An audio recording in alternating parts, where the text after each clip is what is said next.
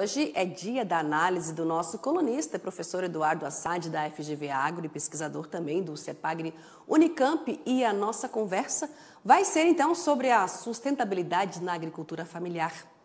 Professor, tudo bom com o senhor? É um tema cada vez mais cobrado pelo mundo. E como, então, a agricultura familiar está inserida nesse contexto da sustentabilidade? Muito boa tarde, novamente. Boa tarde, professor. Boa tarde, Simone. Boa tarde, Tiago. Olha, é um termo super importante, é um tema super importante. Nós temos que discutir isso muito no Brasil. A sustentabilidade da agricultura depende do nível tecnológico e do apoio e da transferência também de tecnologia para o agricultor familiar. E nós estamos falando de um exército. No Brasil é um exército de agricultores que corresponde aí mais ou menos a 4 milhões de propriedades agrícolas e que tem um papel super importante na nossa alimentação. Então, a gente fala muito na agricultura industrial, commodities de soja, milho, algodão, carne, etanol, mas a gente precisa ver aquilo que nos ajuda a manter a segurança alimentar do Brasil. Na chamada anterior aí apareceu um item bem interessante, né? E pela primeira vez o Brasil supera a oferta de feijão preto, né? A oferta supera a demanda. A agricultura familiar é responsável pela produção de 23% de todos os feijões do Brasil. Tá? E não só o preto, né? O mulatinho, o feijão calpi e outras coisas mais. Então a gente tem que entender melhor como é que a gente pode melhorar esse setor vamos chamar, do agronegócio brasileiro, que não é tão aquinhoado assim com as exportações. Professor, o senhor falou para a gente da dimensão aí, né, desses produtos que são mais importantes que a agricultura familiar tem produzido, principalmente ali quando a gente se trata de hortaliças, de verduras e de frutas também que a gente pega diretamente nos pequenos supermercados. É isso que faz a agricultura familiar. Como o senhor disse, não é a nível de exportação, como a gente vê outras grandes commodities. Agora tem uma questão também muito importante que o senhor acabou de citar, que precisa de olhar com bons olhos para esse setor. O que falta de fato para esse setor se consolidar ainda mais aqui na produção de alimentos e também o peso que ela tem na segurança alimentar como um todo? Olha, é bem interessante, porque em governos anteriores a gente foi avançando no apoio nas políticas públicas para a agricultura familiar. Surgiu aí o PRONAF, vários tipos de PRONAF, e todos eles apoiando a agricultura familiar. Porém, mais recentemente, a gente viu a extinção do Ministério do Desenvolvimento Agrário, que cuidava basicamente desse setor. Isso foi um erro. Num governo no início dos anos 90, nós tivemos também a extinção do Sistema Brasileiro de Extensão Rural, Cibrater. Isso também foi um erro muito grave, porque nós simplesmente demitimos de 15 mil engenheiros agrônomos que estavam na ponta da extensão rural, que davam assistência, bem ou mal, merecedora de crítica ou não, aos pequenos agricultores. Então, ao longo desses últimos 20 anos, nós estamos desmontando esse sistema. O que significa isso? Vamos tentar entender o que significa isso. Nós atingimos diretamente 4 milhões de agricultores. Desses 4 milhões de agricultores, 80% são estabelecimentos familiares que têm de 1 a 50 hectares. Não, mas isso não é nada, não sei o quê, como é que nós vamos fazer isso? Todos eles fazem parte desse cinturão verde de hortaliças que atendem os grandes centros brasileiros e os outros atendem outro tipo de produto. Quais produtos, Tiago? Quais são os produtos que esse exército de agricultores nos oferecem todos os dias? 70% da mandioca brasileira, 64% da produção de leite são produtores familiares e pequenos, 51% de suínos, 15% da produção de trigo, 70% da produção de arroz e por aí vai. Esses dados não são meus, esses dados são da Embrapa. A Embrapa que mostrou isso aqui e nós estamos acompanhando isso de perto. Ora, desassistir esses tipos de agricultores, essa categoria de agricultores, é deixar o Brasil numa vulnerabilidade muito grande em termos de segurança alimentar. E aí, como nós estamos falando em sustentabilidade, um dos pontos principais da sustentabilidade é a sustentabilidade social.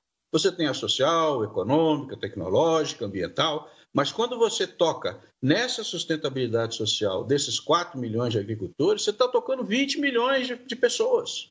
e você não está dando a elas condição de produzir. É preciso reverter isso. Reverter e reverter rapidamente. Algumas projeções que a gente já fez, um simples apoio na transferência de tecnologia, você já coloca no mercado mais 15 milhões de toneladas de grãos que vão direto para a cesta, para a mesa do consumidor brasileiro. Então temos que olhar isso com mais calma, com mais carinho e mais apoio, muito apoio, para que a gente consiga atingir um nível muito bom de produção e de condições dignas de vida. Mais de 80% desses agricultores estão em extrema pobreza. Então, não funciona. Isso não é sustentável. Professor, e o papel da extensão, como o senhor falou aí, é muito importante para ajudar essa cadeia aí.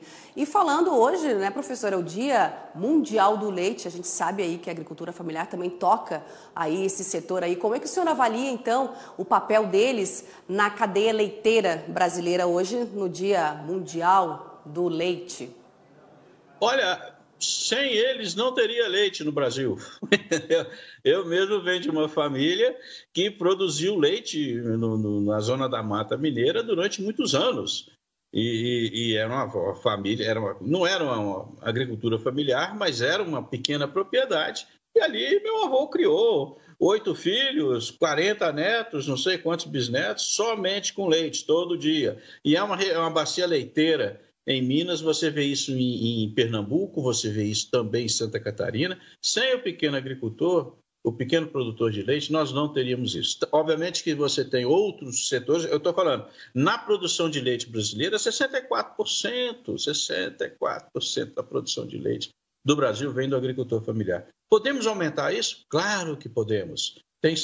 Alguns esforços têm sido feitos nesse sentido para melhorar a tecnologia, para fazer com que se atinja 12, 13 litros por dia por animal. Isso é possível ser feito, mas a gente precisa insistir nessa transferência e na melhoria dessa informação para o agricultor. E aí a gente esbarra num caso crônico no Brasil, que é a educação, né? Nós temos aí boa parte dos nossos agricultores que, para receber essa tecnologia, tem que ter um nível de escolaridade superior. Superior, assim, maior do que eles têm hoje. Não é nível superior, não. Um nível de escolaridade maior do que o que eles têm hoje. Porque para receber essa tecnologia que nós temos hoje, eles precisam saber ler, precisam saber escrever, precisam entender o que está sendo dito. Se não for feito esse esforço, a gente não vai conseguir melhorar essa área, essa população imensa que nos garante a alimentação hoje. Professor, diante de todo esse cenário que o senhor colocou para a gente, é importante ter acesso à educação, também à tecnologia, para que se consiga produzir em grande escala. Mas um dos gargalos também da agricultura familiar é o crédito. O produtor precisa de dinheiro para poder investir. E a gente sabe das dificuldades aí que vem no Plano Safra, principalmente na distribuição de recursos para a agricultura familiar. Esse também é uma questão que precisa ser ajustada para fortalecer a agricultura familiar aqui no Brasil? Claro, não é só crédito. A gente conhece vários trabalhos. Não é só crédito, eu também concordo. Mas eu acho que é pouco, é muito pouco. A gente tem que melhorar esse crédito. Não é um problema de programas para a agricultura familiar. Essas políticas públicas já existem lá, são vários programas.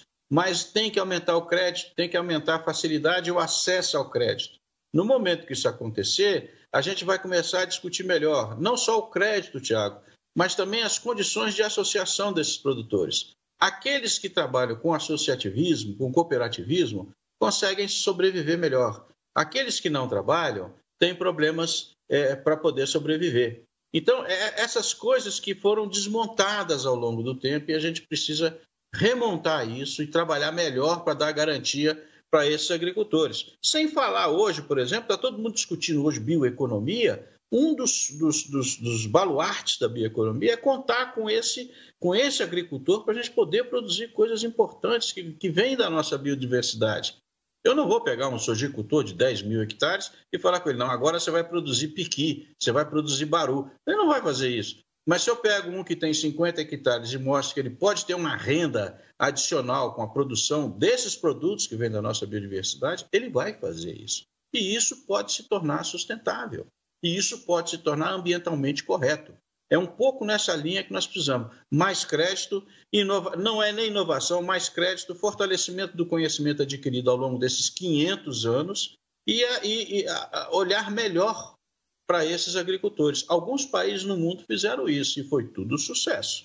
Foi tudo sucesso, foram políticas de sucesso. A gente precisa olhar melhor, tem que olhar com mais carinho para esse pessoal, porque qualquer impacto da mudança climática hoje, ela vai atingir principalmente os mais pobres e os mais desassistidos. Portanto, vai atingir em cheio a agricultura familiar. E nós temos que buscar soluções para esse tipo de agricultura. Professor, como o senhor bem disse, as soluções estão aí. O senhor falou aí no combustível verde, né, o biocombustível. A gente fala aqui direto em relação às plantações que ocorrem lá no Nordeste, em relação à palma, né, para extração para o biodiesel, né? Então, assim, existem as soluções, elas estão aí, tem que ser aplicadas, né, professor? Concordo. No caso do Nordeste, uma das soluções que foram encontradas com relação à bovinocultura foi fazer o zoneamento da palma forrageira, e a palma forrageira apareceu como uma opção excelente para o gado. E isso, 20 toneladas por hectare. E isso tem ajudado bastante a superar os períodos de crise. Isso também é importante. Nós temos que buscar essas soluções. Ou seja, não adianta você ficar olhando para soluções de 250 milhões de toneladas de grãos. Não, nós temos que pegar esse pessoal que te garante a sua alimentação. Tá? É esse povo que precisa ser apoiado. Não estou dizendo que é o único, mas tem que ser apoiado. E é ali que está essa garantia de segurança alimentar no Brasil. Nós estamos com 20 milhões de famintos, gente. Não é possível você deixar de lado aqueles que têm um potencial enorme para evitar que isso aconteça. Distribuição de alimentos, os alimentos que chegam na cesta básica, como é que nós podemos fazer isso? Não sou contra, absolutamente. Eu acho que nós temos que continuar produzindo soja, milho, algodão, carne, etanol, mas não podemos deixar de lado aquele que garante a nossa cesta básica. E isso vem dos pequenos agricultores. Tá certo. Então, professor Eduardo Assad, da FGV Agro, pesquisador também do CEPAGRE Unicamp, muito obrigada mais uma vez pela tua participação aqui com a gente hoje, viu, professor? Eu que agradeço. Muito obrigado. Tchau. Tchau. Previsão boa para a safra de feijão.